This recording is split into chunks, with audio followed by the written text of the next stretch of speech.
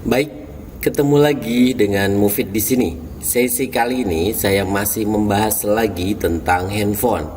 Ya, tentang handphone baik Android maupun iOS. Dan di sesi kali ini kawan-kawan kan pasti punya handphone ya. Handphonenya cakep-cakep, canggih-canggih, bisa diputar, bisa dilipat, bisa di macem-macem kayak gini. Dan yang saya coba bahas kali ini adalah kamera handphone. Kamera handphone kawan-kawan yang cakep-cakep, yang bermega-mega pixel, dan kameranya kita coba koneksikan dengan banyak hal. Jadi bukan hanya kamera biasa, tapi kamera yang tersinkronisasi dengan Google Lens.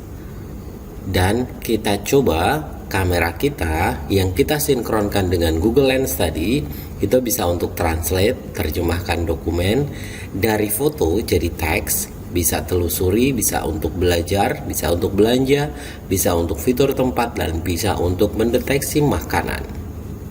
Kemarin kita sudah bahas di part 1 di mana optimalisasi kamera untuk translate dan ubah foto jadi teks. Tinggal cekrek aja jadi. Gimana? Asik ya? Penasaran? Oke, kita mulai saja. Ini adalah video ke 379. Udah 379. Bagi kawan-kawan yang menginginkan video pertama sampai dengan video terakhir, cek aja di Instagram saya. Silahkan. Nih. Di follow ya, di follow aja. Bagi kawan-kawan yang pertama kali mampir di channel ini adalah channel pendidikan. Saya coba dedikasikan satu hari, satu video tutorial. Remeh bagi kita, bisa luar biasa bagi sesama. Yuk, kita mulai aja video ke 379 ini.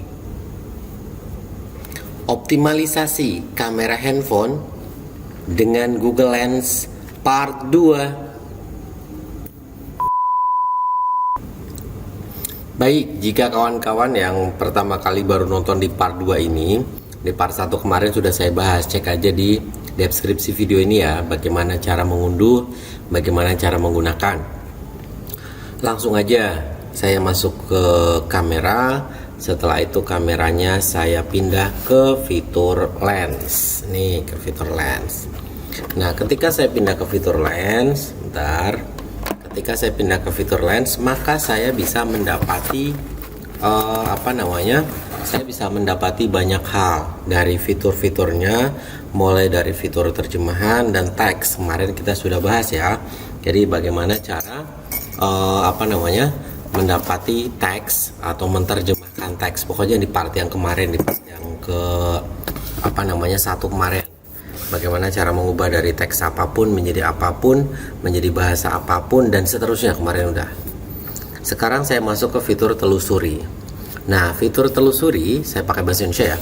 Ketika menggunakan fitur telusuri, kita bisa menemukan apapun. Contoh, saya pakai jam nih. Saya tidak tahu, misalkan ini punya orang lain, saya pengen tahu jam tersebut sebetulnya harganya berapa, speknya apa, belinya di mana, misalkan. Tinggal diarahkan saja ke kamera seperti ini misalkan. Setelah itu tinggal telusuri aja. Setelah itu dia akan mencari, oke, ternyata jam yang dipakai Mufid adalah ini, harganya berapa, dan seterusnya. Muncul semua. Yang mau kasih sponsor boleh juga kok. Oke, lanjut. Kalau misalkan bukan jam gimana? Misalkan yang dipakai fiturnya bukan fitur jam, tapi fiturnya adalah fitur yang lain. Misalkan fitur yang dipakai adalah mau mencari sebuah tanaman misalkan. Tinggal masuk aja ke Google Lens. Setelah itu ini tarik ke gambarnya, misalkan ada gambar bunga, saya nggak tahu apa. Setelah itu fitur telusuri, maka saya langsung tahu bahwa bunga itu adalah bunga Kamboja Jepang, dan di situ akan tersinkron dengan database-nya Google, bahwa di sana ketika saya klik ke wiki, maka di situ adalah Kamboja Jepang dengan divisi klasifikasinya juga langsung muncul semua, bahwa nama ilmiahnya hanya apa dan seterusnya, bentuknya apa, hama penyakitnya apa, sudah muncul semua database-nya. Kalau misalkan saya ke yang lain, ke database yang lain, misalkan saya tidak tahu ini adalah tanaman apa, ya udah tinggal di capture aja. Setelah itu tinggal dicekrek, cari tahu bahwa itu ternyata adalah benda apa atau makhluk itu adalah apa? Ternyata itu adalah tumbuhan Tisanolena misalkan. Ini sebuah tumbuhan berisikan spesifikasinya apa dan seterusnya, tinggal dicari di wiki ataupun di apapun. Misalkan kita tidak tahu sebuah benda itu adalah apa, pakai fiturnya tadi. Fiturnya pakai fitur telusur aja. Tadi kebetulan saya ngambil beberapa tanaman, ternyata saya langsung tahu bahwa itu ada tanaman apa. Misalkan ini adalah tapak dara, bahkan kita bisa cari belinya di mana, itu juga langsung muncul. Tapak dara itu adalah tanaman apa dan sebagainya dan sebagainya. Oke, fitur telusur cukup. Tidak perlu diulangi lagi ya. Oke, saya lanjut.